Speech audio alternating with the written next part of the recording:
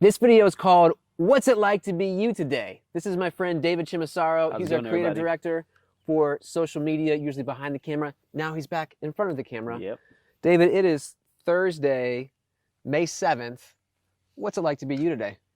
Uh, Today it's interesting. I'm a little tired because I didn't get much sleep last night.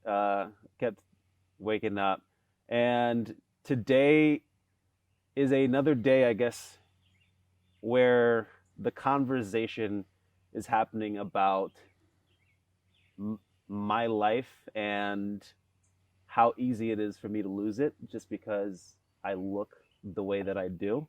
Uh, and yeah, it's always an interesting thing of just remembering that I am a child of God and Jesus loves me, but the world doesn't feel the same. You're referencing video of Ahmaud Arbery Yep. released yesterday. Did you watch it? No, I couldn't do it, honestly. I've I've seen pretty much all of the videos like it, and yesterday I was just like I can't bring myself to watch another black man lose his life purely because he's black. I couldn't do it, and I still haven't. Right now, I'm just not at a place where I can watch it because it's the same old story, but it never feels less real. Are stories like that, is that like a man, I feel bad for that guy and thankful that's never something like that can never happen to me? Or like, have you had experiences that Uh, feel like that, make you go like, man, that could be me today? uh, I've had experiences where that could have been me, and it's like a thing of just someone once explained uh, the difference between whiteness and blackness in America is like as a black man, you have to move through life playing defense. It's at all times you are playing defense, and sometimes your defense fails you. Even in cases of just like it's not just me worrying about myself. I like lived with my parents for a summer to save money, and as a early 20 something, my dad instituted a curfew for me, and it was like midnight. And I was like, Dad, I'm a grown man. And he was like, Yeah, but after a certain time of night, I worry about you out there because I don't know what could happen to you out there because you look the way you do. An interesting thing happens where it's like I'm having to process how I'm feeling, and then I'm also having to defend how I'm feeling. And it's it is unfair because it's just tough because I'm like again how do I feel space to feel all of the things that I'm feeling and at the same time come up with an argument to people who haven't seen it before or don't want to see it, and just like having to react in real time and also be aware that the things that I'm saying to someone is a representation of every single of all of us. So what do you, I mean, so, a story like this happens, right? And it bums me out. Like, this sucks. This is bad. Uh, Upset, not happy. But I'm just like, I slept fine last night. And I woke up this morning and I don't think about like your midnight curfew or me going on a run. Like, do you think about, imagine that's different for you.